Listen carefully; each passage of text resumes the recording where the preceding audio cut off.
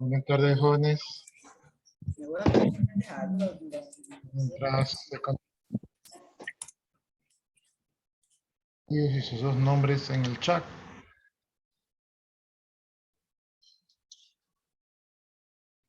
Por el tema de la asistencia.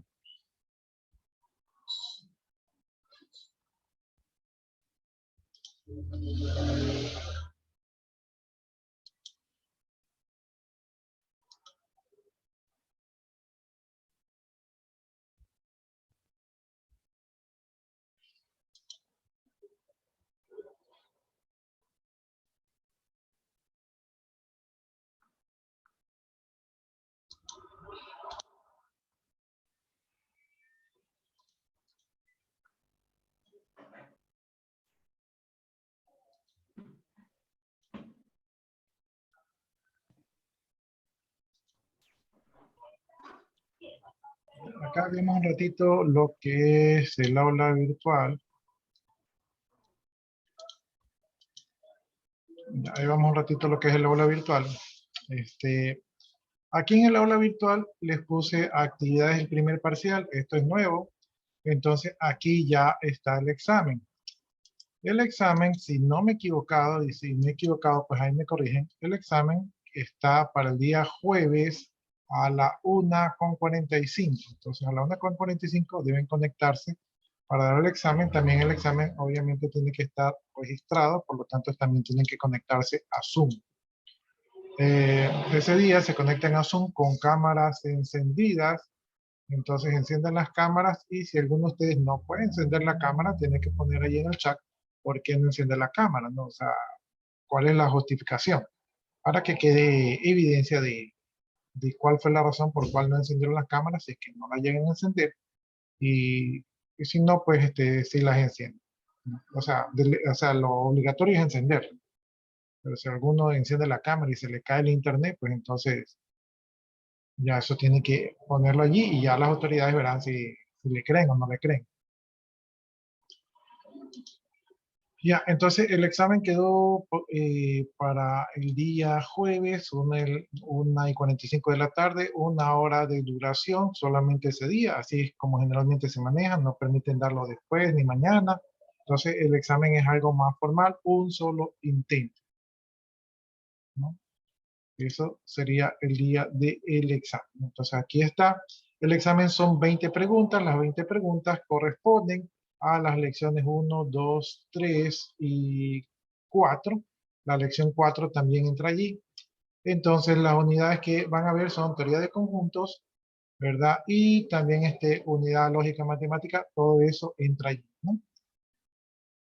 ¿Qué más?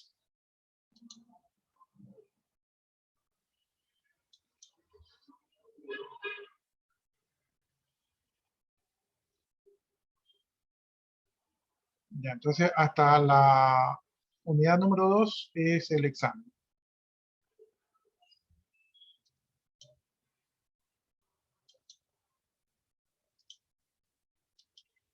La hojita de control, aquí está, la verdad que no he revisado deberes. Aquí también hay algunos que faltan actuación en clase, ¿no? Y todavía no he revisado los deberes para ver si ya los han enviado, entonces ya después los reviso. Creo que me falta un deber 4 que es de lógica matemática. Ese deber de lógica matemática, déjenme ver si no es muy pesado.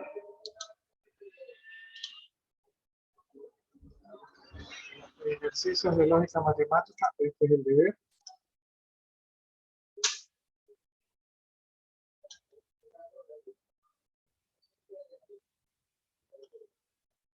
Y entonces aquí solamente dice que hay que simbolizar las proposiciones. Este es fácil.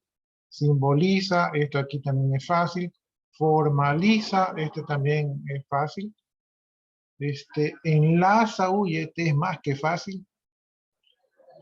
Enlaza cada proposición con su formalización, también es fácil. Enlaza, este también es fácil. Enlaza, uy, está demasiado fácil. Entonces solo es de hacer líneas nada más.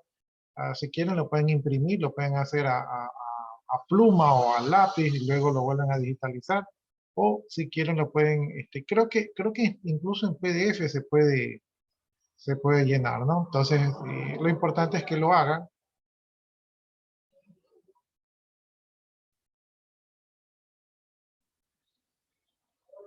Ya, lo importante es que lo hagan.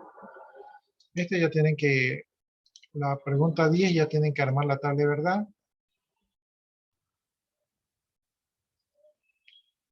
Aquí también tienen que hacer tabla de verdad. Aquí también tienen que hacer tabla de verdad. Ya, eso es la tabla de verdad. De repente les puede tomar un poquito más de tiempo.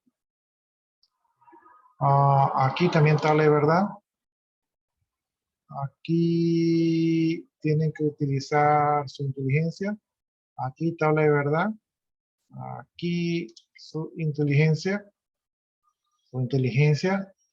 Aquí la tabla de verdad.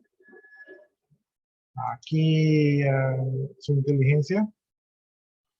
Y por acá me parece que su inteligencia, ¿no?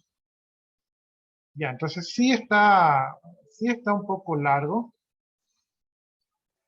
No sé, díganme ustedes, dejamos el deber para el segundo parcial, pero los temas de lógica matemática sí van para el examen.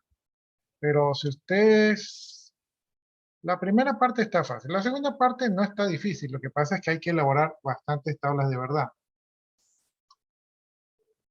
Entonces no es difícil, sino que hay algunas tablas de verdad. Ahora ustedes son grupos, entonces ustedes podrían resolverlo por grupos.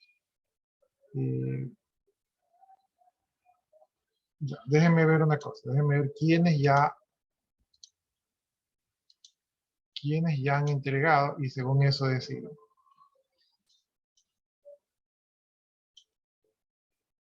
Deber de lógica matemática, aquí está el deber. Este deber de lógica matemática ya tengo 1, 2, 3. Ya, entonces este deber sí queda para este primer parcial porque ya veo que hay algunos que ya lo han entregado. Entonces, a lo mejor ya todos han entregado y yo ni me he dado cuenta. Entonces ya está decidido. Como veo que la mayoría han entregado, este deber sí entra para este primer parcial. Ya, listo, jóvenes. Entonces ya quedó decidido el alcance del examen, los trabajos, ¿verdad? Y todo lo del primer parcial. Es mejor así para que el segundo parcial ya queden ustedes un poco más relajados. Bueno, dicho esto, creo que ya les enseñé el hojita de control. Ya, entonces nos habíamos quedado aquí. Según mi bitácora, estamos en cuantificación de las funciones proposicionales, ¿no? Entonces estamos aquí.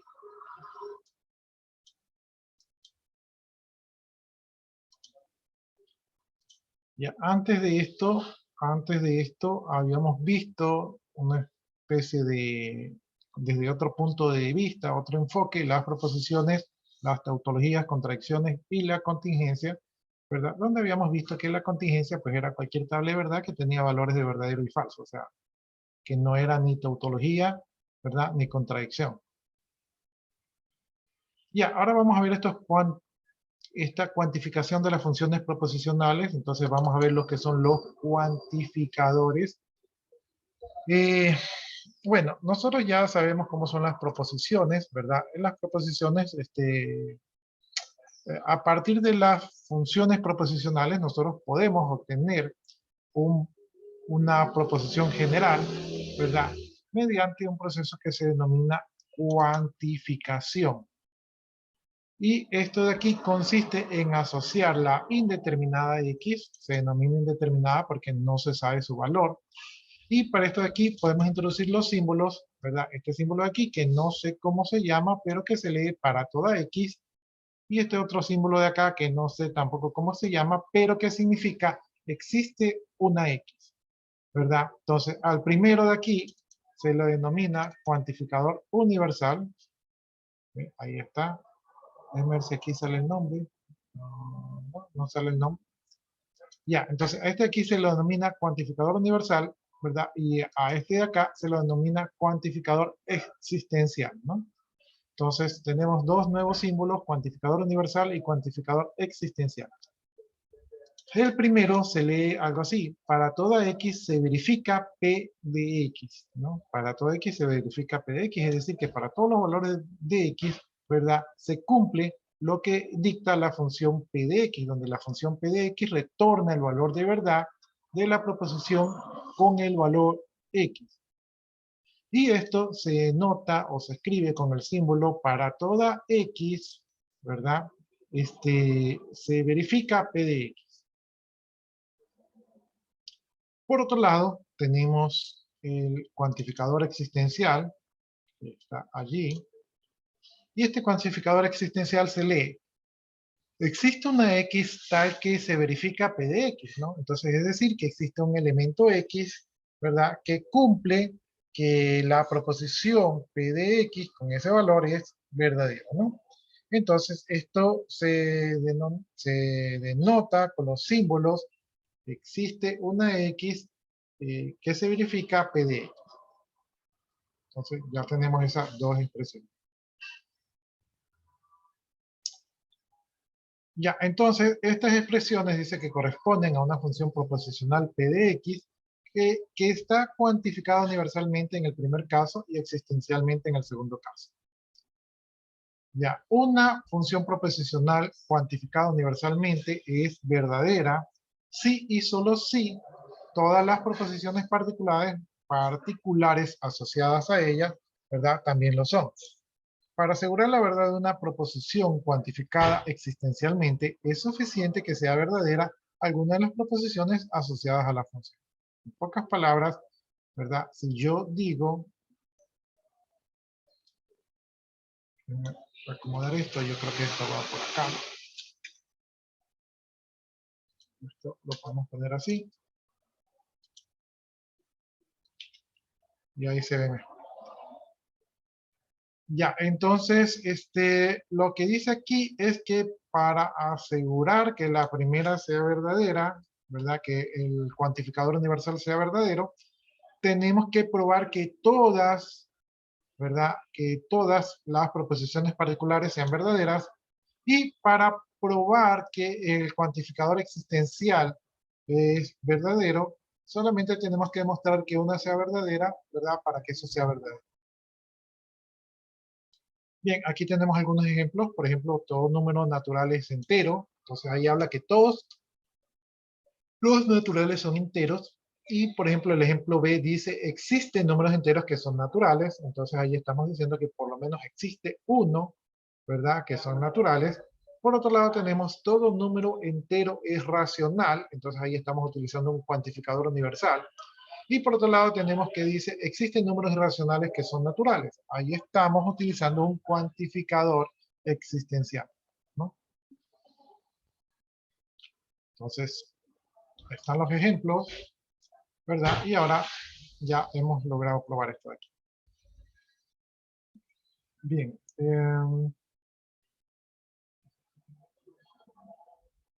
Allá, veamos negación de las funciones proposicionales cuantificadas. Bien, aquí dice que es de interés, ¿verdad? No solamente para las matemáticas, sino de todas las ciencias, poder negar una proposición cuantificada. Por ejemplo, la negación de todos los enteros son impares, ¿verdad? Aquí está su notación simbólica.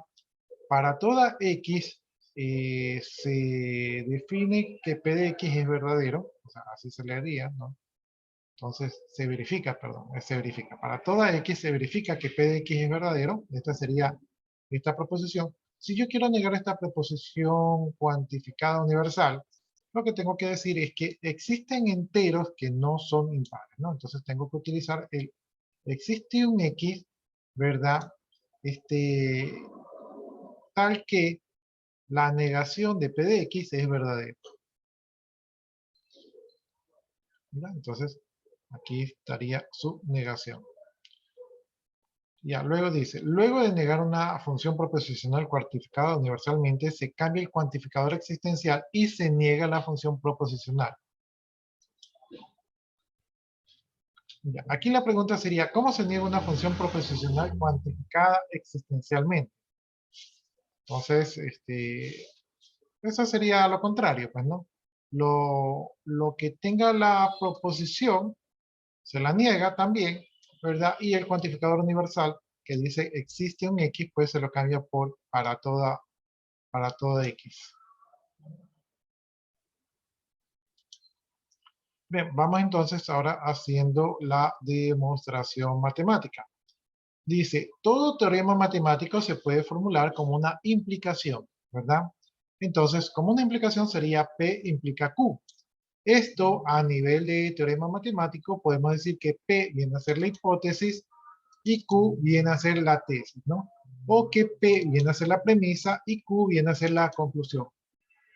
Y como esto es una hipótesis, como esto es un teorema, este teorema puede ser verdadero o puede ser falso. Entonces, eso no lo sabemos, solamente lo sabemos la formulación. Bien, cuando aquí tenemos un mapa conceptual, ¿verdad? De lo que es la formulación de una hipótesis, ¿verdad? Entonces aquí yo tengo que P implica Q, ¿verdad? O sea que la hipótesis, ¿verdad? Implica la tesis, o que la premisa implica la conclusión, ¿no?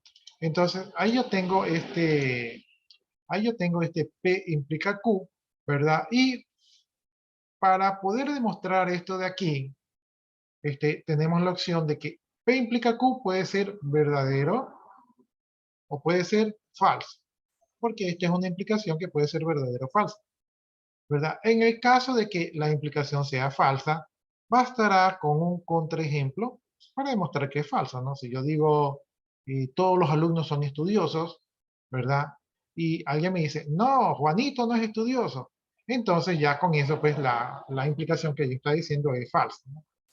Pero si yo digo, todos los alumnos son estudiosos y nadie me refuta, entonces, si nadie dice que eso de allí es falso, entonces me tocará de todas maneras demostrar que es verdadero, ¿no?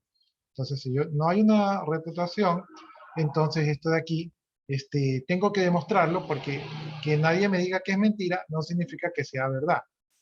¿Cómo voy a demostrarlo? Para demostrarlo, tengo que utilizar un método directo o un método indirecto. No, si utilizo un método indirecto, puedo utilizar el contrarrecíproco, ¿verdad? O puedo utilizar la contradicción. Ya, entonces aquí dice, en el caso de que sea falsa la implicación con un contraejemplo para refutarla, en el caso de ser verdadero hay que realizar una demostración, ya lo vimos, entonces aquí sería la reputación. Para eso tenemos que saber el valor de verdad de que P implica Q, ¿verdad? Si yo digo que P implica Q es falso, entonces, para que esto sea falso, esto solo va a ocurrir en el caso de que el valor de verdad de P sea igual a verdadero y que el valor de verdad de Q sea igual a falso, ¿sí? Porque solamente en ese caso la implicación es falsa, ¿no? Por lo que yo puedo expresar esto de aquí, ¿verdad? Como el valor de verdad de que P sea verdadero y que no Q sea falso, ¿no? Y esto de aquí tiene que ser verdadero. Por lo cual, podemos dar un contraejemplo que debe verificar que P sea verdadero y que no Q sea falso para que esto dé como resultado verdadero, ¿no? Entonces, vamos viendo el ejemplo. Dice, sea el enunciado si X natural, o sea que es un elemento de los números naturales, es un número impar, entonces es múltiplo de 3, ¿no? Aquí la hipótesis es que si X es un número impar y es de los naturales, entonces X es múltiplo de 3, ¿no? Esta implicación es falsa, pero como tenemos que refutarla, ¿verdad? Entonces, para refutarla, tenemos que buscar un número, ¿verdad? Tenemos que aplicar,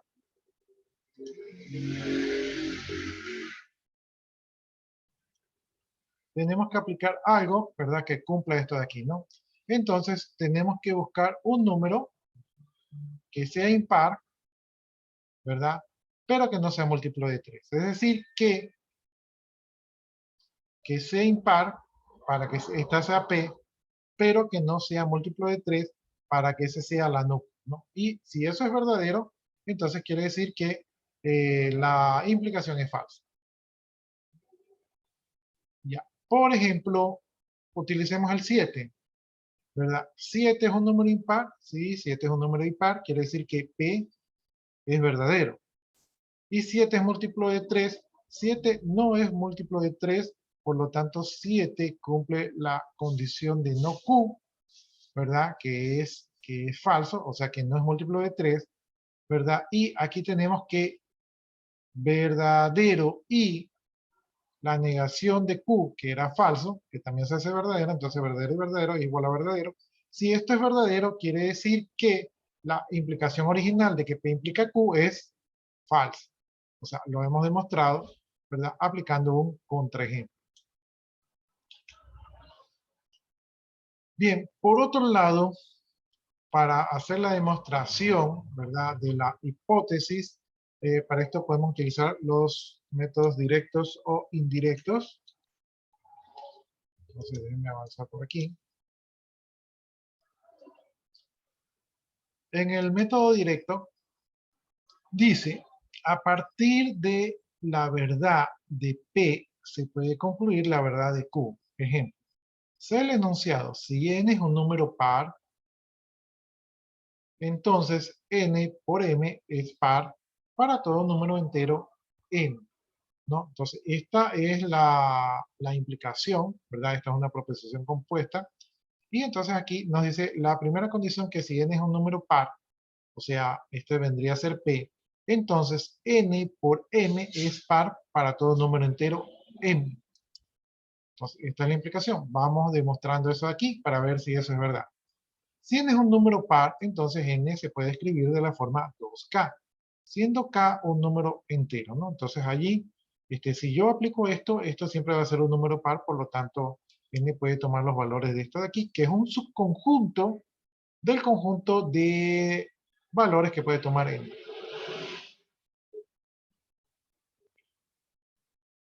Ya. Luego, si n es igual a 2k, ¿verdad? Cuando yo digo que entonces m por n, ¿verdad? Siempre va a ser par, ¿verdad? Como n yo ya sé que es igual a 2k, entonces yo puedo decir m por 2k, ¿verdad? Y si aquí hago una pequeña factorización, aplico la ley distributiva de la multiplicación, entonces yo puedo decir que 2 multiplica a m por k, ¿verdad? Y esta multiplicación de m por k lo puedo llamar t, ¿verdad? Como ustedes recuerdan que k era un número entero y que m era también un número entero, entonces la multiplicación de estos dos números enteros me va a dar un número entero. Entonces yo ya sé que en m por n va a ser cualquier número entero, ¿verdad? Que se puede escribir como 2t. Siendo t un número entero, ¿verdad? Si yo un número entero lo multiplico por 2, ¿qué voy a obtener?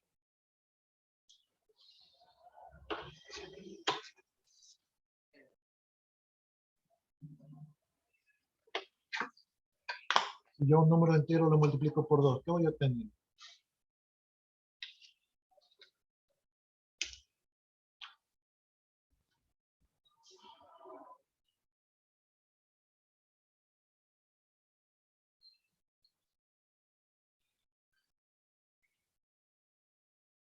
Un número par. Exactamente, voy a obtener un número par. Entonces siempre yo voy a obtener un número par, ¿no? Entonces como yo siempre voy a obtener un número par, quiere decir que esta afirmación de que n es un número par, entonces n por m es un número par, ¿verdad? Y como yo he logrado aquí, ¿verdad? Hacer la demostración de que eso es cierto, entonces por lo tanto esta proposición es verdadera. Ahí puede ponerse, ahí en el chat puede ponerse la actuación en inglés. Este sería un método directo. Digamos un método indirecto, ¿no? Entonces, para un método indirecto podemos utilizar la implicación contrarrecíproca, ¿verdad? La contrarrecíproca de P implica Q es no Q implica no P, ¿verdad? Entonces, aquí dice, sea la implicación directa, siendo n entero, si n al cuadrado es par, entonces n es par, ¿no? Entonces aquí, si n al cuadrado es par, vendría a ser p, entonces n es par, vendría a ser q. La implicación contrarrecíproca de esto de aquí sería q, o mejor dicho, no q, que implica a no p, ¿no? Entonces, la contrarrecíproca sería aquí, siendo n un entero.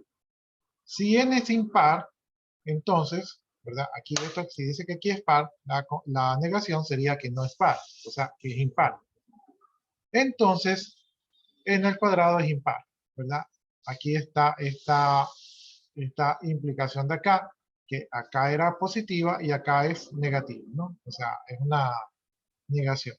Aquí dice que es par, entonces acá dice que es impar.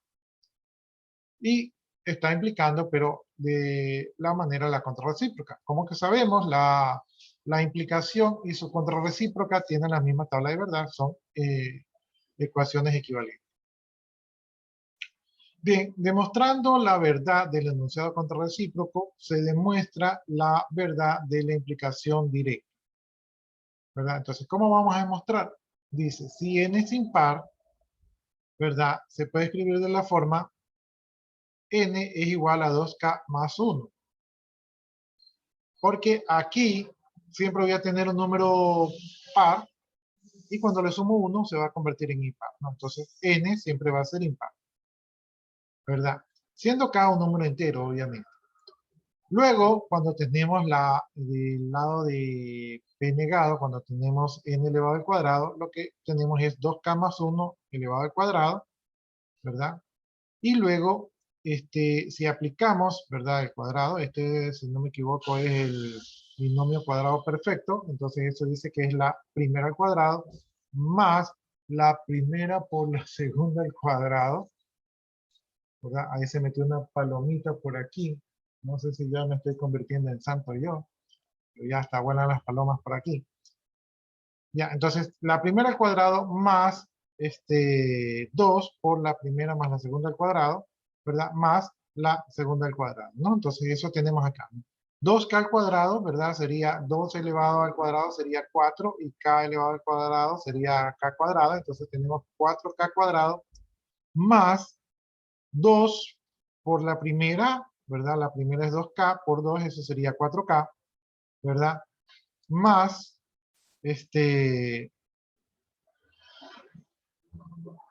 por la segunda, como la segunda es 1, ¿verdad? Sería 4k por 1, seguiría siendo 4k, ¿no? Luego la segunda al cuadrado y segunda al cuadrado, eso sigue siendo 1, ¿verdad? Y aquí tenemos esta expresión. Si aquí hacemos una especie de mini facturación, mini factoración, entonces aquí extraemos el 2, ¿verdad? Extraemos el 2 y esto quedaría 2 por k elevado al cuadrado más 2k, ¿verdad? Más 1, ¿sí? Entonces, aquí lo que tenemos, o aquí lo que acabamos de mostrar es que no importa el valor que tome k y el número que salga aquí, que de hecho yo creo que el número que sale aquí es este par, ¿verdad? Este número multiplicado por 2 va a ser siempre par. Y si le sumo 1, va a ser siempre impar.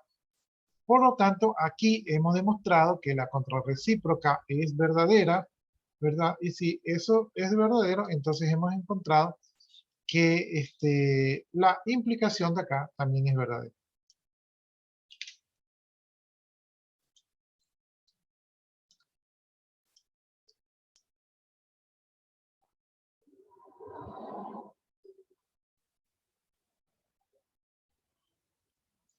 Ya, entonces, la conclusión final, porque la conclusión final que tiene que ver con esto, si n es par, entonces, si n cuadrado es par, entonces n es par, ¿verdad? Aquí se verifica al tener acá que la contrarrecíproca es verdadera, entonces aquí podemos decir si n cuadrado es par, entonces n es par, ¿no? Entonces aquí concluimos lo que es verdadero la primera proposición.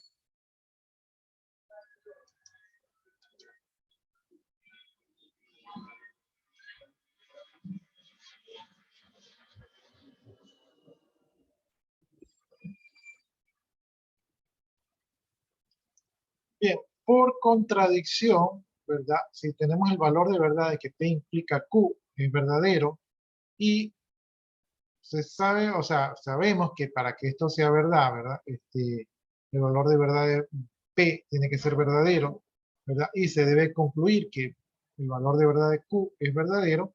Entonces aquí podemos sacar el valor de verdad de que P sea verdadero y que no Q sea falso, ¿verdad? Para que esto de aquí sea falso. O sea, esto es una contradicción.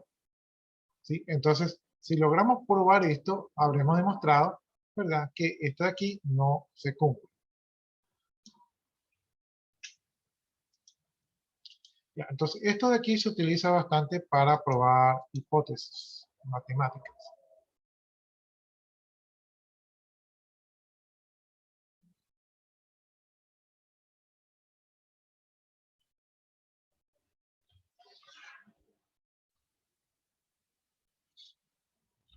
Ya, entonces con esto terminamos el capítulo de lógica proposicional.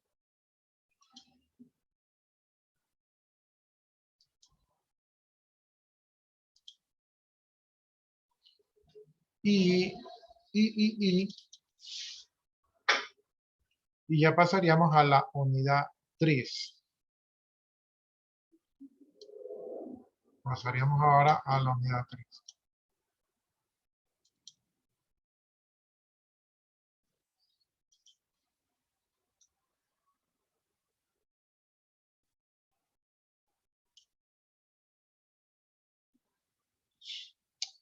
Ya, entonces la unidad 2 fue cortita, pero no sé, parece que la unidad 2 es más fácil que las otras, ¿verdad? Y ahora vamos con la unidad 3. En la unidad 3 tenemos que ver funciones. Funciones.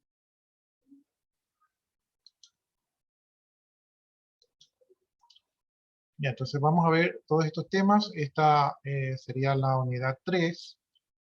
El examen va hasta la unidad 2.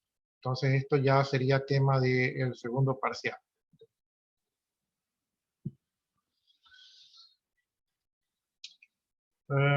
Ya, en nuestro lenguaje común, nosotros generalmente formamos o establecemos relaciones. Por ejemplo, cada persona tiene su nombre, entonces es una relación entre la persona y el nombre.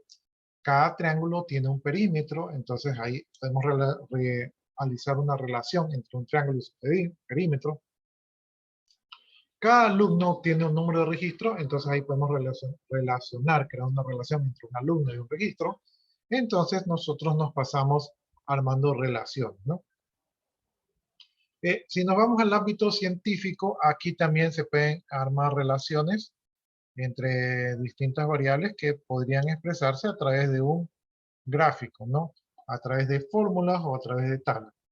Esta manera de expresar estas relaciones en manera gráfica permite ver ciertas predicciones. No sé si ustedes han visto las proyecciones, generalmente siempre hay gráficos, entonces es más fácil ver gráficamente, el humano entiende más gráficamente. Eh, por ejemplo, para un médico, podría ver el nivel de glucosa en la sangre del paciente y ver si el paciente va mejorando o no. Para un ingeniero, un gráfico le podría ayudar a ver la resistencia de un material y ver si la masa que está preparando, ¿verdad?, está bien o no, ¿no? Entonces, son distintas, en distintas áreas se pueden utilizar los gráficos para ayudarnos a ver o a imaginar una proyección de lo que está ocurriendo en la vida real. Bien, entonces las funciones van a permitir formalizar esa idea de asignación. Concepto de una función, en primer lugar, vamos a analizar este ejemplo de aquí. Aquí tenemos dos conjuntos, ya nosotros somos expertos en conjuntos. Tenemos el conjunto A con los elementos 1, 2 y 3, y tenemos el conjunto B, ¿verdad?, donde tenemos el elemento Y, tal que Y es un número natural. Es decir, Y es el conjunto de todos los números naturales, y este conjunto B también es el conjunto N. Recuerden que el conjunto N es el conjunto de todos los números naturales, ¿no? Pero para este ejemplo, ese N se va a llamar B. tiene como dos nombres, ¿no? Cuando ustedes tienen dos nombres, si se llaman Jorge Enrique, si lo llaman por Jorge, ustedes entienden, y si lo llaman por Enrique, también entienden, porque son la misma persona, pero tienen dos nombres. Bien, si nosotros establecemos una relación entre el conjunto A y el conjunto B, ¿verdad? Y esta relación lo armamos un poco más específica. Armamos una relación en el que cada elemento del conjunto A le corresponde su cuadrado en B. Entonces ya ahí tenemos una relación un poco más formal. Nosotros podemos armar las relaciones así. Al elemento 1 del conjunto A le corresponde el elemento 1 del conjunto B.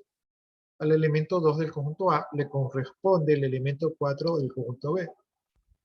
Al elemento 3 del conjunto A le corresponde el elemento 9 del conjunto B. Entonces, ahí hemos armado esa relación. Esta relación entre estos dos conjuntos A y B se puede representar por los pares ordenados, ¿verdad?, del siguiente conjunto. Entonces, aquí estamos armando el producto cartesiano, pero este producto cartesiano está en función de la relación que existe entre A y B, que en este caso la relación está representada por el cuadrado del elemento A.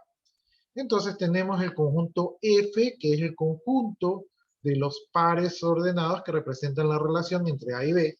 En este caso tenemos el par ordenado 1,1, el par ordenado 2,4, el par ordenado 3,9, que es la relación que hay entre los conjuntos A y B, ¿verdad? Ahí está el conjunto F. Bien, para indicar que el elemento 2 de A está relacionado por medio de F con el elemento 4 de B, podemos escribir el par ordenado 2,4 elemento de F, porque efectivamente 2,4 es el par ordenado que es elemento del conjunto F, o directamente podemos poner F de 2 igual a 4, ¿no? F de 2 igual a 4. Entonces podemos utilizar esta notación o podemos utilizar esta notación de aquí que está como un poco más abreviada. Bien, aquí dice que podemos observar que a cada elemento de A le corresponde uno y solo un elemento de B. La asignación F que se ha realizado recibe el nombre de función, ¿no? Entonces, en este caso no le vamos a llamar conjunto F, sino que le vamos a llamar función.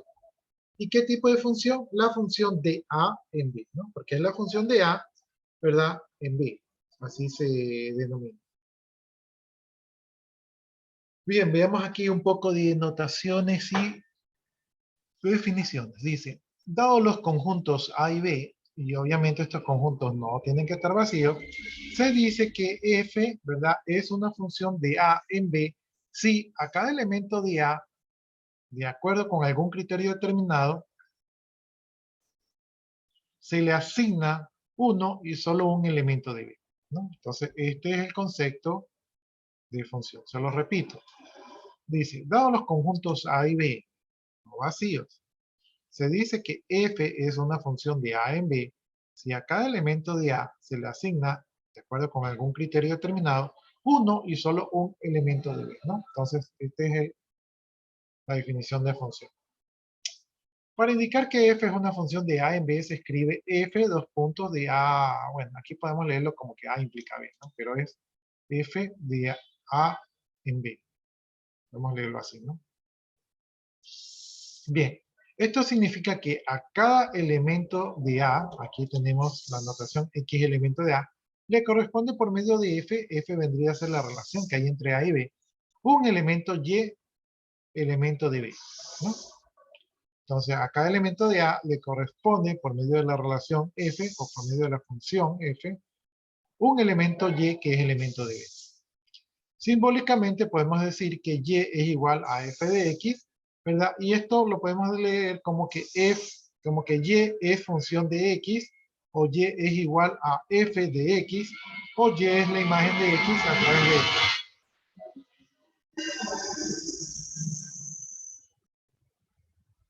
Entonces, repito, cuando nosotros decimos que Y es igual a F de X, nosotros leemos esto de aquí como Y es función de X. Entonces esto dice Y, ¿verdad?, es función de X, o Y es igual a F de X. Esta me gusta más. Y es igual a F de X. o Y es la imagen de X a través de F, ¿no? Eso está como más complicado. Y es la imagen de X a través de F. Bueno, se dice que el par ordenado X, Y es elemento de el conjunto F o de la función F, ¿no? Entonces esto es una relación de X con Y.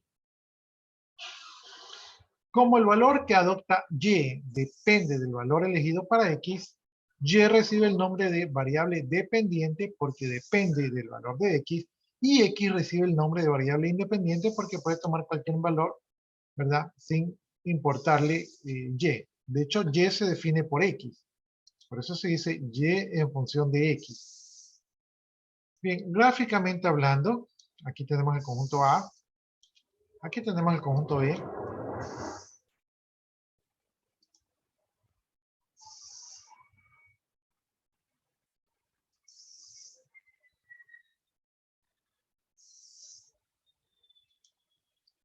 Aquí tenemos el conjunto A, aquí tenemos el conjunto B, ¿verdad? Aquí están los elementos de A, denominados X, acá están los elementos de Y, este, denominado Y, de los elementos de B, denominado Y, ¿verdad? Y entonces aquí hay una relación de los elementos de A con los elementos de B, y esa relación está dada por F, por la función F, ¿verdad? Y entonces a cada elemento de X le corresponde un elemento Y que va a estar asociado en función de F de X, ¿no? Entonces va a estar determinado por el valor de X. Entonces aquí vamos armando una relación entre estos dos conjuntos. En una función F de A en B, ¿verdad? El conjunto A se denomina dominio de F y el conjunto B se denomina codominio de F. Simbólicamente podemos denominarlo así. Dom de F o dominio de F es igual a A y codom de F es igual a B, ¿no? Entonces todos los elementos que están aquí, ¿verdad? Este vendría a ser el dominio de A, es decir, todos los elementos que nosotros podemos buscarle su correspondiente valor de la función. Los que están acá, pues para cada X le corresponde un Y. Entonces, todos los que están acá vienen a ser el codominio, porque es de este lado donde vamos a sacar el valor, ¿verdad? Que satisface la función de X. Entonces, lo sacamos de B, entonces B es el codominio. Dominio son los valores que puede tomar X, codominio son los valores que puede tomar Y en función de X.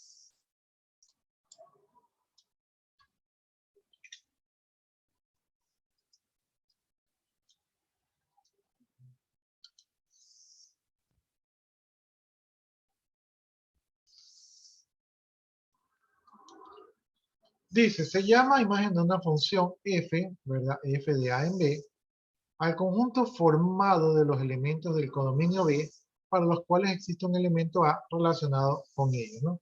Simbólicamente tenemos in B. Lo que quiere decir es que aquí tenemos los conjuntos, ahí tenemos el conjunto A y el conjunto B. Para cada elemento de A le corresponde un elemento Y de B. Sin embargo, podría ser de que no todos los elementos de Y sean considerados para A. Es decir, que existen elementos Y que estén sueltos. Si esos elementos de B están sueltos, ¿verdad? Entre los elementos que están relacionados con A y los elementos sueltos forman el codominio de B. Pero los elementos de B que están relacionados directamente con los elementos de A, ¿verdad? Solamente los que están relacionados, estos de aquí forman ya no el codominio, sino que forman la imagen. Y podría ser que la imagen de B, podría ser que la imagen de B no corresponda a todo B, o sea que solamente sea una parte de B. Por lo tanto, la imagen de la función, ¿verdad? Va a ser un subconjunto del codominio de la función F. ¿Sí? Porque el codominio son todos los valores de B, pero como no todos los valores de B pueden estar incluidos, entonces la imagen va a ser un subconjunto del codominio del codominio de la función f.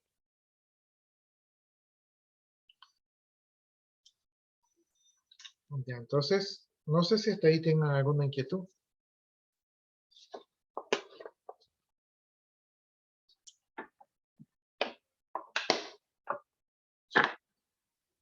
Hasta ahorita eso nada más son definiciones para tener en claro qué es qué. Por eso yo les decía, participen al inicio, que es fácil, ya después ya no es tan fácil. Ya, veamos el siguiente ejemplo. Tenemos una imagen de la función f, que es igual a 1,4,9. O mejor dicho, no es la imagen, es, si se dan cuenta por acá, aquí no está.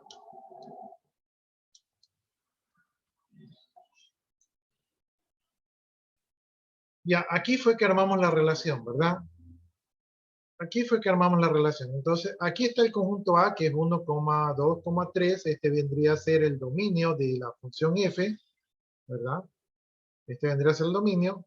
Y aquí está B, que es el conjunto de los números naturales. Este vendría a ser el codominio de la función f, ¿verdad? Y aquí están los elementos 1, 4 y 9, que son los elementos que están relacionados con el conjunto A. Este vendría a ser la imagen de la función f. Entonces, cuando vemos aquí, la imagen de f es igual a 1, 4, 9, es porque estos valores están directamente relacionados con el conjunto A.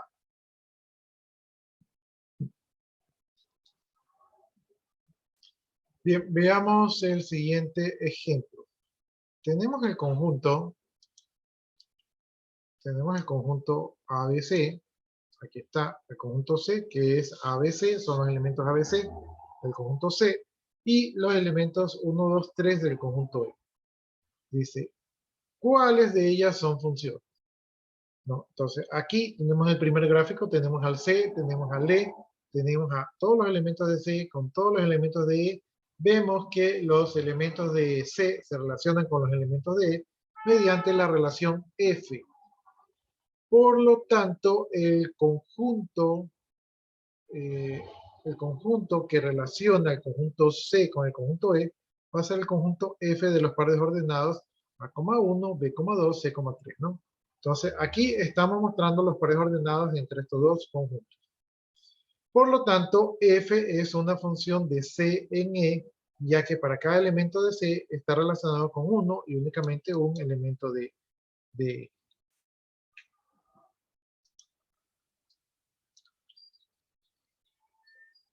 Bien, entonces, siguiendo analizando, dice f es una función de C en E, ya que para cada elemento de C está relacionado con uno y solo un elemento de E. ¿No? El dominio de F va a ser el conjunto C, el codominio de F va a ser el conjunto E, y la imagen de F va a ser los valores 1, 2, 3, que es igual también al codominio de F. En este caso, el codominio y la imagen son iguales. Y eso lo podemos ver aquí, ¿verdad? Tanto el codominio como la imagen son iguales. Bien, tenemos un segundo punto de vista. Aquí tenemos el conjunto C que se relaciona con el conjunto E mediante la función G. Entonces, a le corresponde 2, a B le corresponde 2, a C le corresponde 3. Y eso nos genera el conjunto de los pares ordenados A,2, B,2, C,3.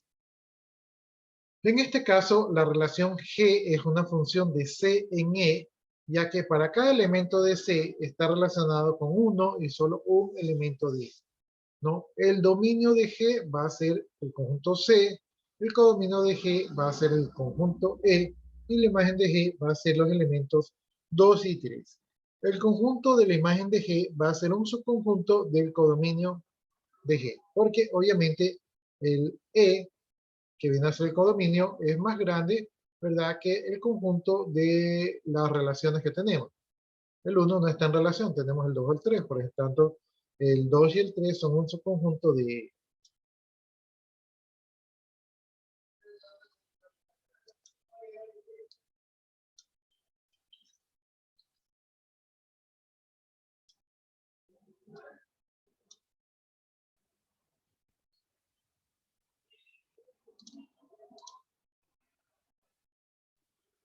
Finalmente tenemos acá nuevamente los conjuntos C y E. Aquí vemos que hay una relación H, ¿verdad? Donde A se relaciona con 1, B se relaciona con 2, B se relaciona con 3, C se relaciona con 3. Entonces vamos viendo qué ocurre con este ejemplo de aquí. Ya, el conjunto de las relaciones es el conjunto H, ¿verdad? Y los pares ordenados son A,1, B,2, B,3, C,3. Estos son los pares ordenados. En este caso, H no es una función, ya que el elemento B del conjunto C le corresponden dos elementos en el conjunto E, o sea, el número 2 y el número 3. ¿No? Y nosotros ya vimos que para cada elemento del conjunto A le corresponde uno y solo un elemento del conjunto B. En este caso, como en el conjunto C, ¿verdad? Hay un elemento que es el elemento B, y a ese elemento B le corresponden dos valores del conjunto C. Entonces, por lo tanto, no se está cumpliendo el concepto de función, y en este caso, esto de aquí no sería una función. Esto no es una función.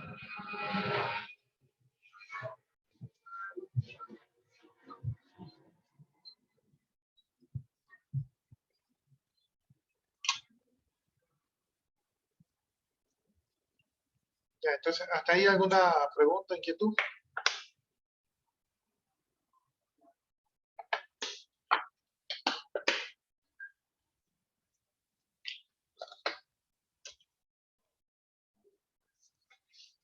Bueno, entonces, seguimos. Vamos a ver formas de representar las funciones.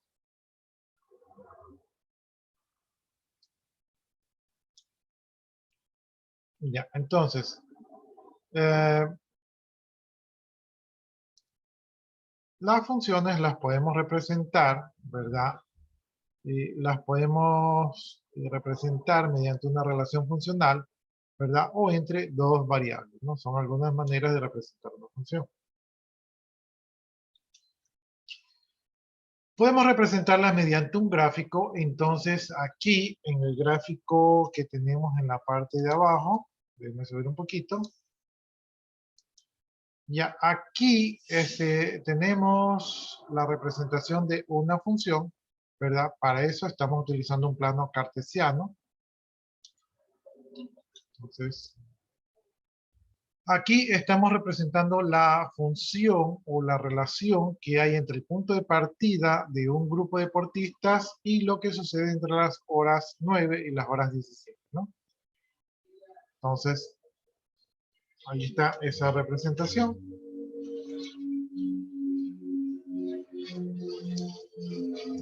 Ya, ¿cuáles son las variables que están relacionadas en este caso? En este caso tenemos el tiempo y tenemos la distancia. El tiempo y la distancia son lo que vamos a relacionar aquí.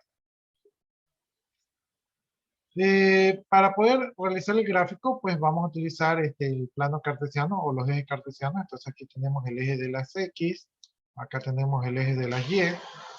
Obviamente estamos trabajando en el primer plano, ¿no? El plano de acá, el plano de acá y el plano de acá. Esos planos todavía no, simplemente estoy trabajando con el primer cuadrante, ¿verdad? De este plano cartesiano.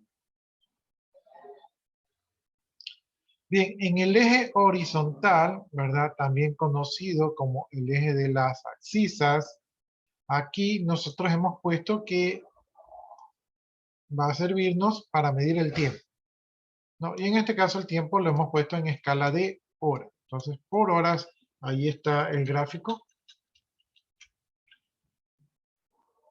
Y para el eje de las ordenadas, el eje vertical, ¿verdad? Este eje de aquí, aquí hemos utilizado para poner la distancia la estamos poniendo en una escala de cada 2 kilómetros. Entonces esperamos que con eso sea suficiente para graficar nuestro gráfico. Ya, en el eje de las abscisas hemos utilizado la hora como tiempo separador. Y en el eje de las ordenadas hemos utilizado una representación de cada 2 kilómetros. El tiempo es la variable independiente, ¿verdad? Ahí está el tiempo, esto es independiente. Y la variable dependiente sería D, que en este caso D viene a ser la distancia.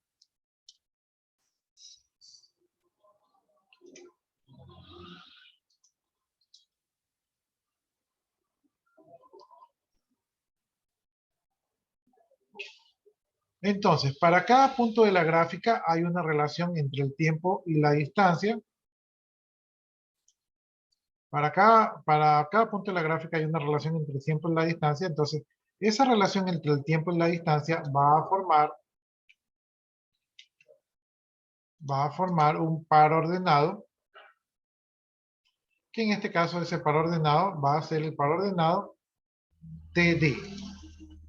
TD, ¿no? O sea, una relación tiempo-distancia. Entonces, eso va a formar el par ordenado. El gráfico dice que brinda información del panorama general que cómo se relacionan las variables. Dice, realizando un análisis detallado del gráfico, podemos observar que entre las 9 y las 11 los deportistas recorren una distancia de 6 kilómetros. Veamos. Dice que entre las 9, y si no me falla la vista, las 11 y la memoria, entre las 9 y las 11 dice que han recorrido 6 kilómetros, ¿no?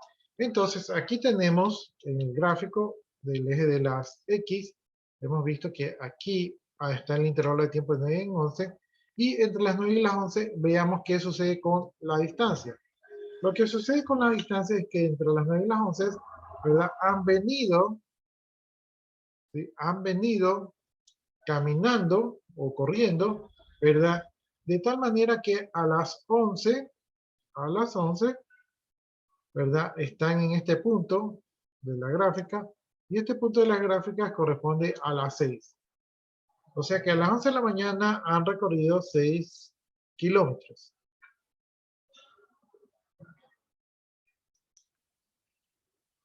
Entonces, ya hemos visto que han recorrido 6 kilómetros. Luego, de 11 a 12, los deportistas están detenidos. Vamos a ver eso allí. De 11 a 12, en este intervalo de tiempo, ¿verdad? Vemos que aquí se había avanzado 6 kilómetros y después de una hora siguen en los mismos 6 kilómetros. O sea, no han avanzado, se han quedado en el sitio.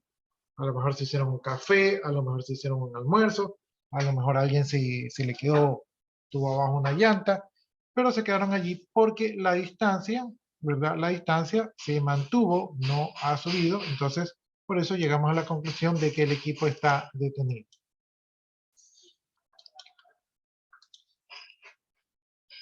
Bien, dice que cuando han transcurrido 7 horas de la partida, los deportistas han recorrido una distancia de 8 kilómetros. Veamos. Esta es la hora de salida. Tenemos 1, 2, 3, 4, 5, 6, 7. Aquí. Dice que cuando han transcurrido 7 horas, los deportistas han cumplido 8 kilómetros. Entonces, aquí, en la hora 16, ¿verdad? Que han transcurrido, me voy a ver qué distancia han recorrido. Y efectivamente, los deportistas han recorrido unos kilómetros. Entonces, aquí, sacando la relación tiempo-distancia, me doy cuenta que aquí los deportistas han recorrido 8 kilómetros, ¿no? Entonces, lo que hace ver hasta ahorita es verdadero.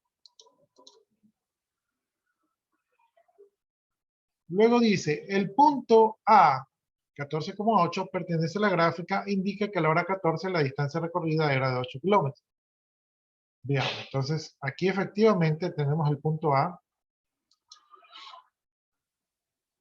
y el punto A nos indica, ¿verdad? Para el eje de las X, el eje de las abscisas, 14, entonces me voy a buscar por acá el 14, y para el eje de las Y, el eje de las ordenadas, 8, entonces me voy a buscar el 8, y el punto donde se intersectan es aquí, Es decir, que a las 14 horas se habían conseguido 8 kilómetros, se había recorrido 8 kilómetros.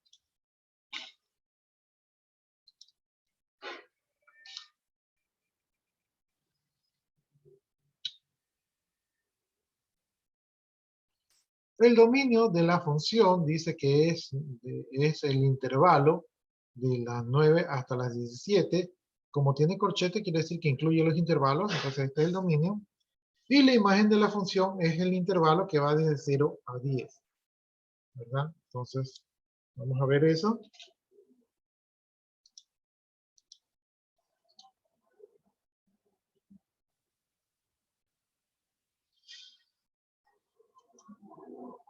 Ya, el dominio son todos los posibles valores de x.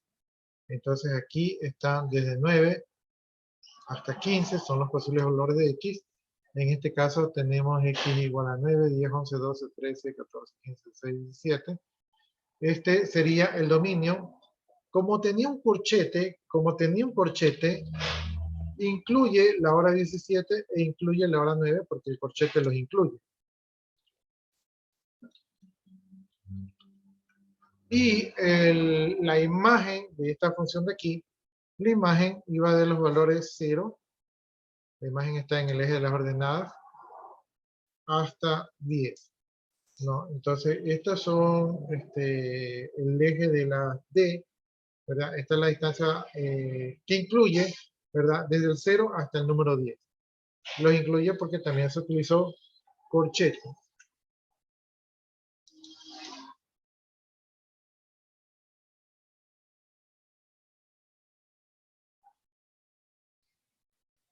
Hasta ahí, ¿alguna pregunta?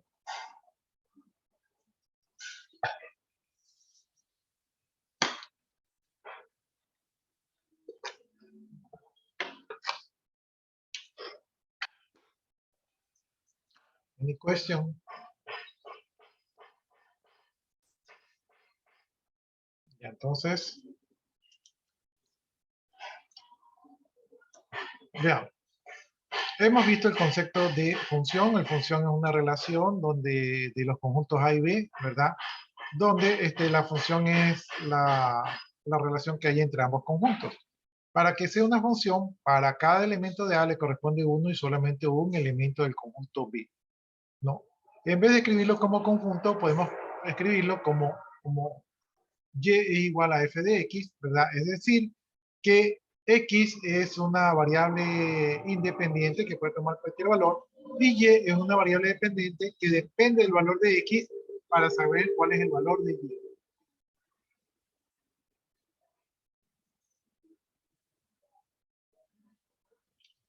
Ya vimos el tema de dominio, que son todos los elementos del conjunto A, ¿verdad? Codominio, que son todos los elementos del conjunto B, e imagen, que son todos los elementos del conjunto B que participan en la relación con el conjunto A. O sea, no necesariamente son todos.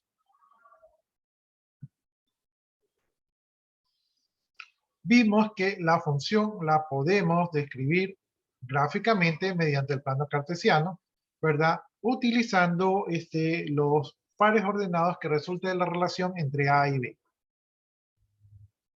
Entonces, aquí hemos visto la relación, ¿verdad? Y esto nos permite, pues, tomar, visualmente nos permite tomar mejores decisiones.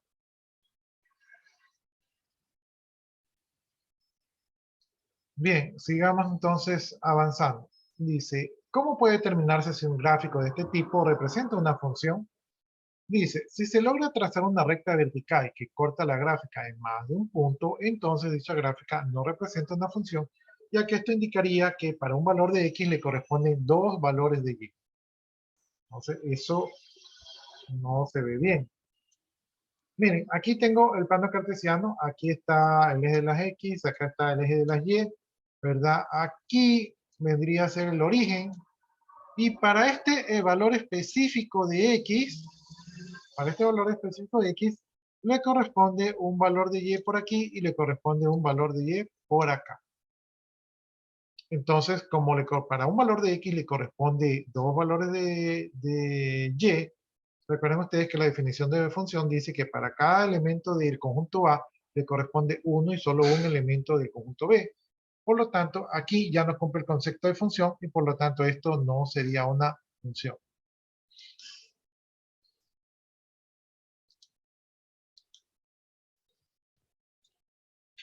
Entonces aquí tenemos una tablita. Dice, en la siguiente tabla se muestra la temperatura de un enfermo, una media de intervalos de tiempo regulares en un día. En este caso se relacionan dos variables numéricas, tiempo y temperatura. El tiempo es la variable independiente y la temperatura es la variable dependiente, ¿no? Porque la temperatura va a avanzar en función del tiempo. Los valores tabulados también podrían representarse en un gráfico cartesiano, lo que permitiría una mejor visualización y evolución de la temperatura del enfermo durante todo el día.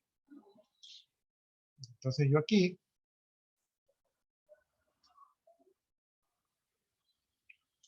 aquí voy a tratar de hacer un plano cartesiano donde voy a poner los valores de X y Y. Entonces, para los valores de X, veo que los valores de X que están en el tiempo de hora vienen desde la hora 0, ¿verdad? Y desde la hora 0 va avanzando horas de 4 en 4, ¿no? Entonces aquí voy a poner, ¿verdad? Aquí voy a hacer como que aquí es la hora 4.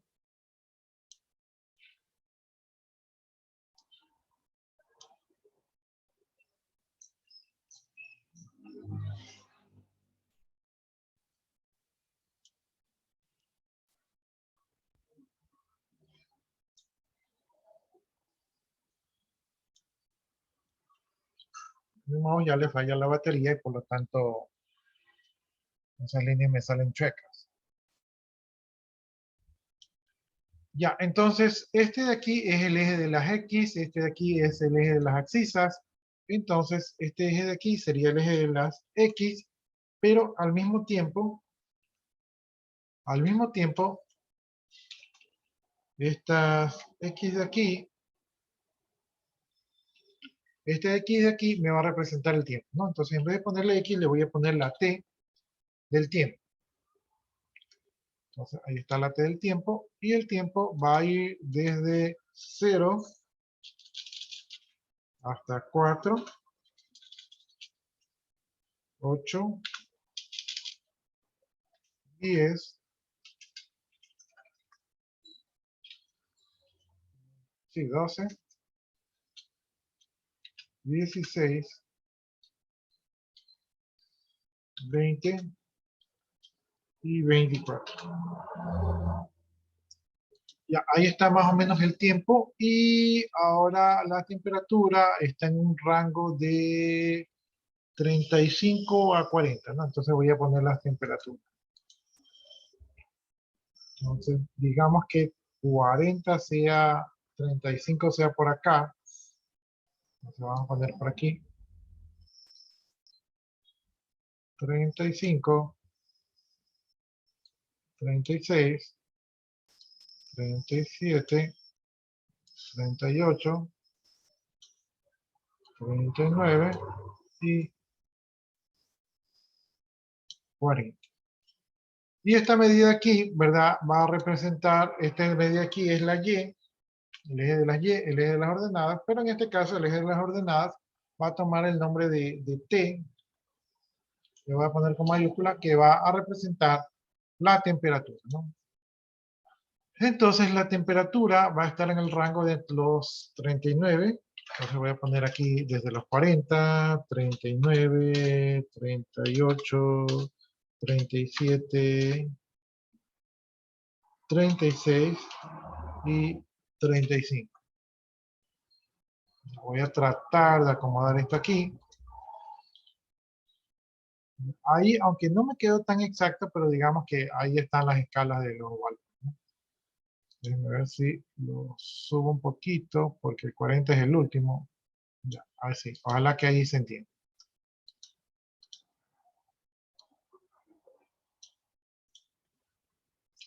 Ya, entonces, vamos a armar la relación. Para armar la relación, dice allí que cuando son las 0 horas, tenemos una temperatura de 39 grados, ¿no? Entonces, los 39 grados, tenemos aquí 25, 26, perdón, 20, es 35. Me he equivocado ahí. 35, ya. Entonces, aquí tenemos 35, 36, 35, 38, 33. Aquí vendrían a ser los 39, ¿no? Por lo tanto, aquí, cuando es este tiempo, hay 39 grados. Bien, después dice que cuando han pasado 4 horas, estamos a 38 grados, ¿no? Entonces, cuando han pasado 4 horas, es decir, cuando estamos en este punto, estamos a 38 grados aquí. Entonces, no sé si ponerle un punto. Voy a tratar de ponerle un punto. A ver, déjenme ver si lo hago con... Voy a hacerlo con líneas amarillas, ya. Cuando estamos en 0 grados, en 39 grados, estábamos aquí. Ahora que han pasado 4 horas, estamos a...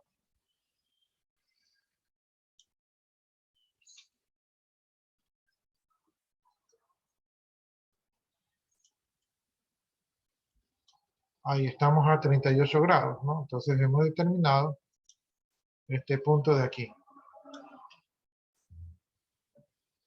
Luego, cuando pasan 8 horas, estamos a 37 grados, ¿no? Entonces, cuando han pasado 8 horas,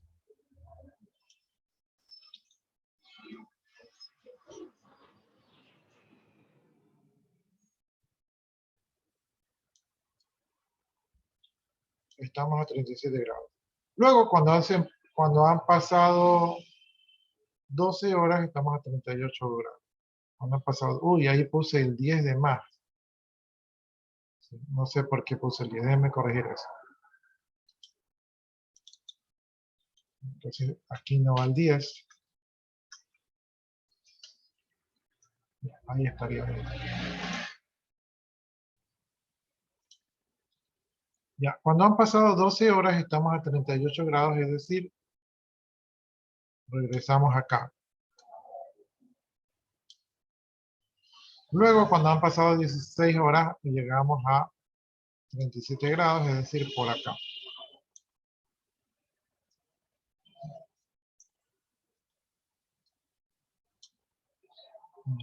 Luego, cuando han pasado 20 horas, estamos a 39 grados. 20 horas, 39 grados, eso es por acá arriba. Luego, cuando han pasado 24 horas, estamos a 38 grados. 4 horas, estamos a 38 grados. Ya, entonces, una vez que hemos hecho eso, quiere decir que hemos encontrado los puntos. El primero comienza a los 39 aquí, ¿verdad? Luego hay otro por acá, luego hay otro por acá, luego hay otro por aquí, luego hay otro, parece que por acá, luego hay otro por acá y luego hay otro por acá. Entonces, esos son los puntos que hemos encontrado. ¿Qué se hace cuando encontramos todos esos puntos? Tenemos que unir dichos puntos. Entonces, vamos a unir dichos puntos, ¿no? Entonces, comenzamos desde los 39 grados, ¿verdad? Ahí bajamos a los 38. De los 38 bajamos a los 37. De los 37 volvemos a subir a los 38. De los 38 bajamos nuevamente a los 37. De los 37 subimos a los 39 y de los 39 bajamos a los 38, ¿no? Y ahí hemos graficado esta función en relación del tiempo y la temperatura. ¿Qué podemos decir aquí? Podemos decir que el dominio de la función va en el intervalo de 0 a 24, ¿verdad? Que el codominio de la función iría, tal vez serían los números naturales, ¿verdad? No sería infinito porque las temperaturas creo que tienen un límite. Y la imagen de la función sería los números que van desde el 36 al 39. 36, 37, 38, 39 sería la imagen de la función. Y aquí estamos viendo el gráfico de la función. ¿Qué podemos determinar de esto de aquí? Podemos determinar pues que yo pienso que tenía fiebre, pero que ya iba mejorando. A lo mejor era el virus, ¿verdad? Entonces en 2 horas le bajó la fiebre y parecía que ya estaba medio normal. De ahí le volvió a subir un poquito. Hasta ahí no hay problema porque le bajó, le sube un poquito, no importa. Le volvió a bajar, parece que estaba bien. Luego le volvió a subir. Aquí sí es preocupante porque ya le subió bastante, entonces eso ya no es normal. Y luego le volvió a bajar, ¿no? ¿Qué conclusiones podemos sacar? Que pues el paciente debería ir al doctor para ver por qué le sube y le baja la temperatura y hacerse todos los chequeos médicos, porque no está normal pues que la temperatura sube y baje así como gringo.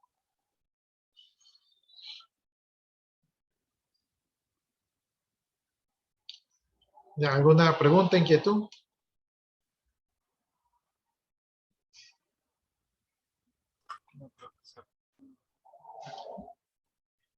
Ya, voy a borrar este gráfico para poder continuar.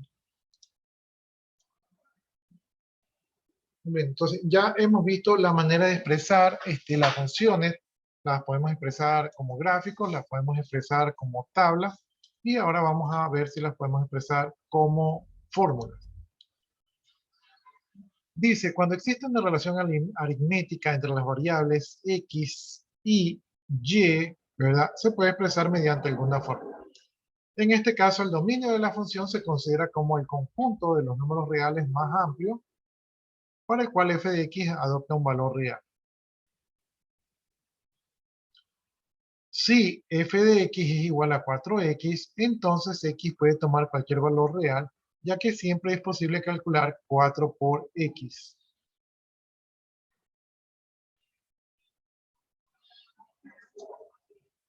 Ya, repito, f de x es igual a 4x, entonces x puede tomar cualquier valor real, ya que siempre es posible calcular 4 por x, ¿no? Entonces 4 por x siempre va a ser un número real. Por lo tanto, el dominio de la función resuelta, el dominio de la función o la relación f va a ser R. ¿Qué es R? R es el conjunto de los números reales. Se dice que f de x, ¿verdad? Está dado por la relación de R en R, ¿no? Esto está definido que f de x está definido por f de x igual a 4x. Si g de x es igual a 2 sobre x menos 1, entonces g de 1 no puede calcularse en el conjunto R. ¿Por qué? Porque no hay división para cero, entonces específicamente este valor no se puede calcular.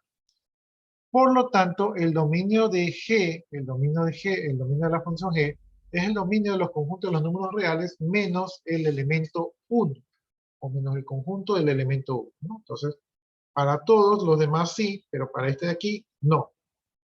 En este caso resulta que G de R menos 1 implica R, está definida por la función de G de X igual a 2 sobre X menos 1, donde X no puede ser 1.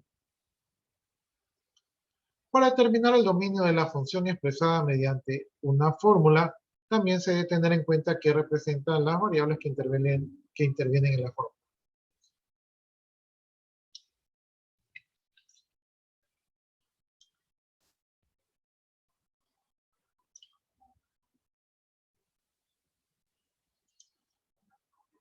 Por ejemplo, para determinar el perímetro de un triángulo equilátero, depende de la longitud X de su lado y se calcula mediante la fórmula L de X igual a 3 por X.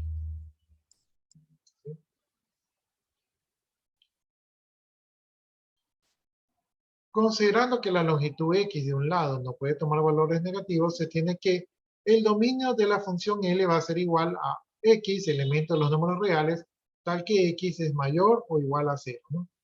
Yo no sé, nunca he entrado en esa discusión, pero Si x es igual a 0, quiere decir que yo tengo un triángulo con un lado de longitud 0. Para mí eso es un punto.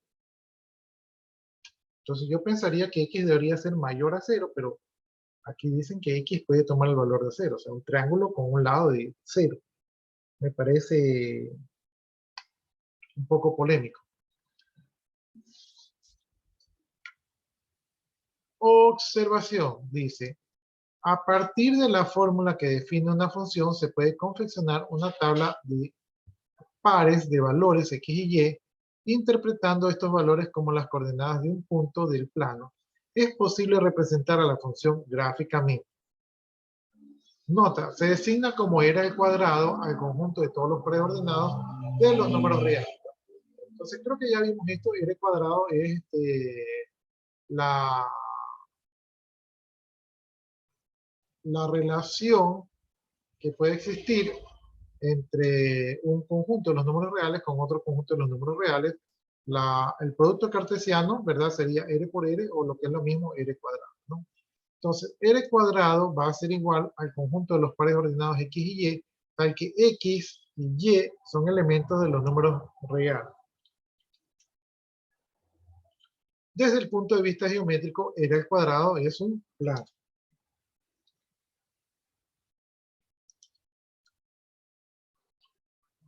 Dice, consideremos las funciones definidas mediante fórmulas con dominio y codominio en el conjunto de los números reales. Bueno, entonces ahora vamos a ver lo que es la función lineal, ¿verdad? Vamos a ver lo que es la función lineal. Dice, se llama función lineal f a las funciones definidas de la siguiente forma, ¿no?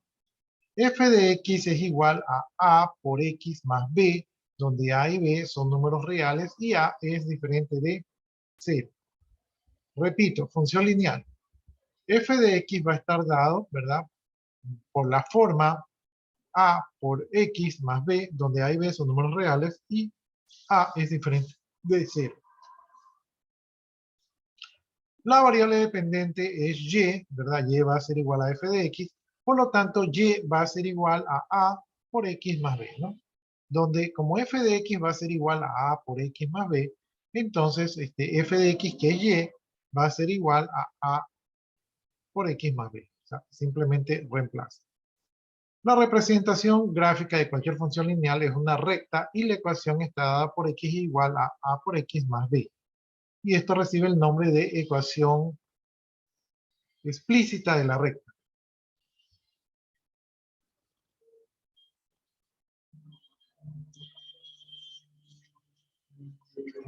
Ya, entonces estamos conociendo la función lineal. La función lineal está denotada por la forma x por a más b, ¿verdad? Y ya reemplazando, nosotros tenemos una ecuación que dice que y es igual a por x más b, y esto se conoce como ecuación explícita de la recta.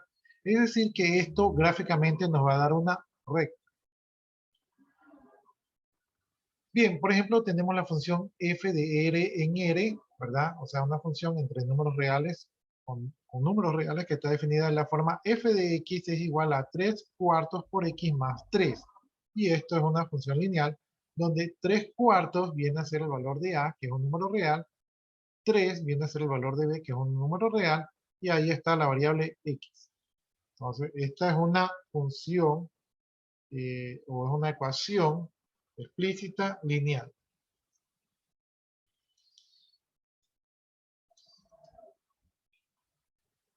Veamos si lo podemos ver aquí. ¿Cuál es el dominio de la función? ¿Verdad? Aquí yo veo que x puede tomar cualquier número real, por lo tanto el dominio es el conjunto de los números reales. ¿Cuál es el codominio de la función?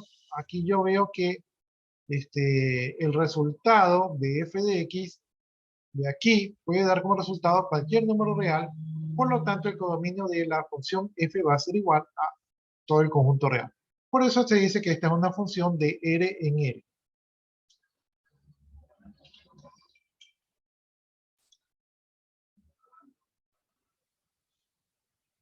Bien, aquí dice que observemos que la ecuación y es igual a 3/4 por x más 3 es una ecuación lineal con dos incógnitas, la incógnita x y la incógnita y.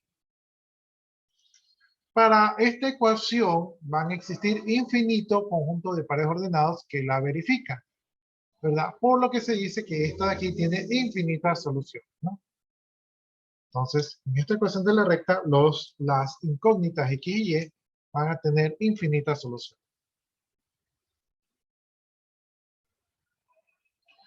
Bien, a continuación vamos a elaborar una tabla, ¿verdad? Donde vamos a poner algunos de los pares ordenados x y y que pertenecen a esta función lineal, es decir, que verifican la ecuación dada, ¿no?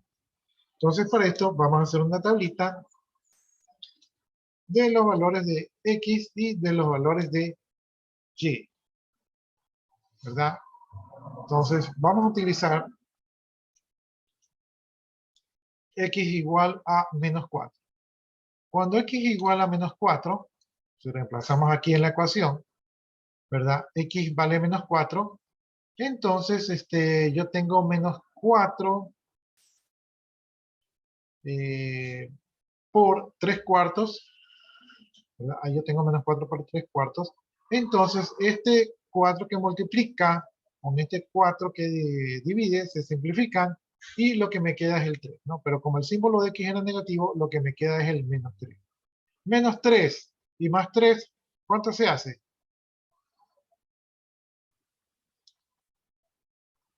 0. 0. Por lo tanto, cuando x, que es la variable independiente, vale menos 4, y vale 0. Bien, veamos otro valor. Probemos ahora con x valiendo menos 2. Ese menos 2 yo lo reemplazo aquí, ¿verdad? Aquí también puedo simplificar. Aquí yo simplifico x, como este es menos 2, ¿verdad? Aquí yo saco la mitad de menos 2 es 1, la mitad de 4 es 2, el signo se mantiene, y aquí me queda menos 3/4, menos 3/4.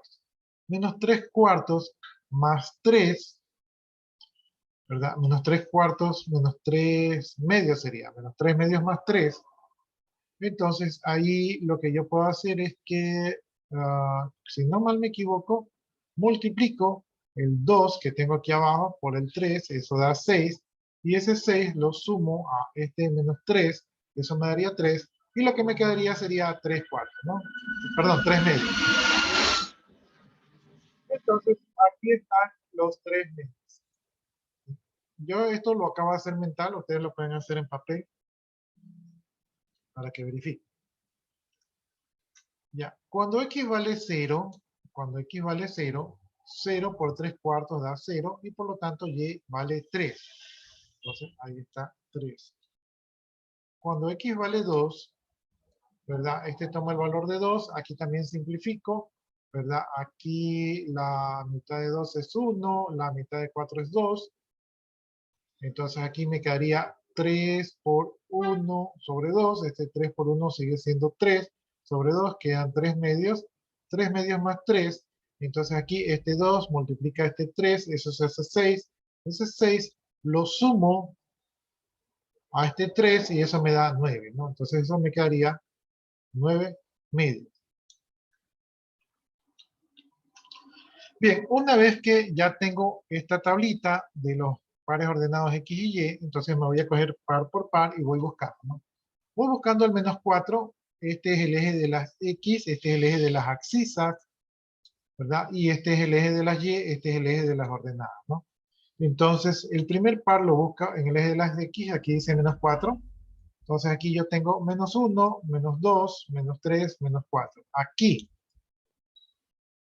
Por otro lado, tengo que buscar el eje de las y. El eje de las y no tengo que buscar mucho. Este es el 0, ¿verdad? Esto está aquí a nivel del origen. Entonces, encuentro este punto. Este punto, que en este caso lo han llamado el punto A, es el punto menos 4,0. Y está allí. Entonces, allí está el primer punto, ¿verdad? Aquí. Luego, busco el siguiente preordenado, eso es menos 2.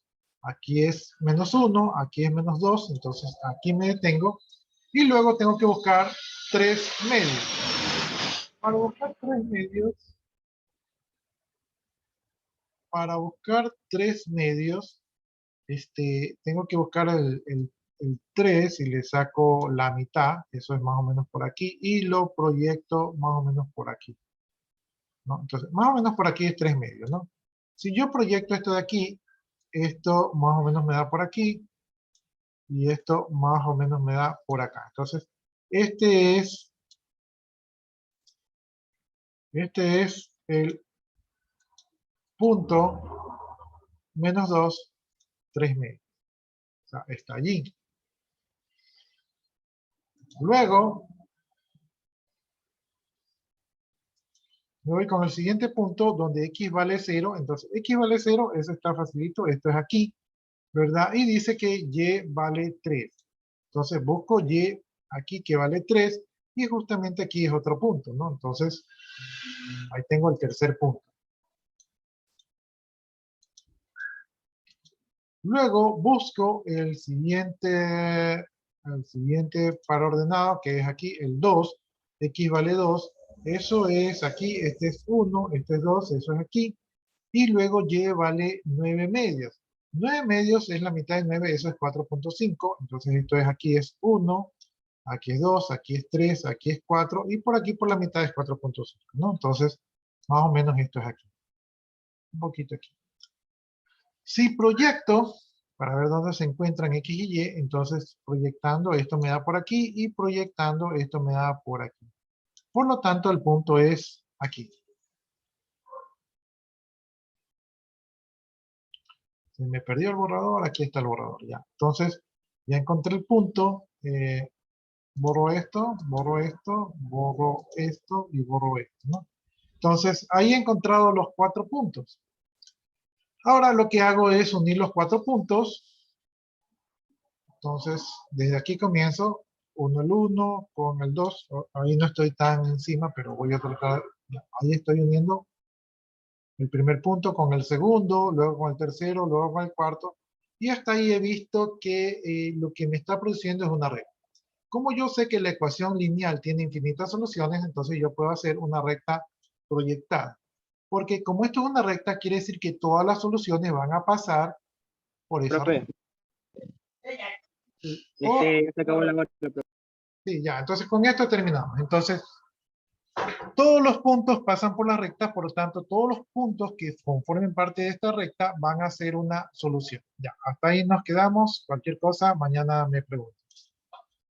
Ok, profesor, muchas gracias. ¿Listo, jóvenes? Entonces, si ustedes gustan, ya pueden desconectarse. Yo copio su asistencia. Nos vemos mañana, Dios mediante.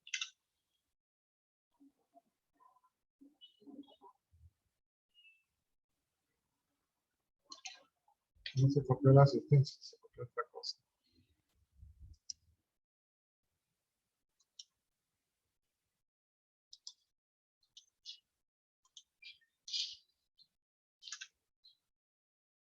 Ya, listo, ya copié la asistencia, procedo a desconectarme y que tengan buenas tardes.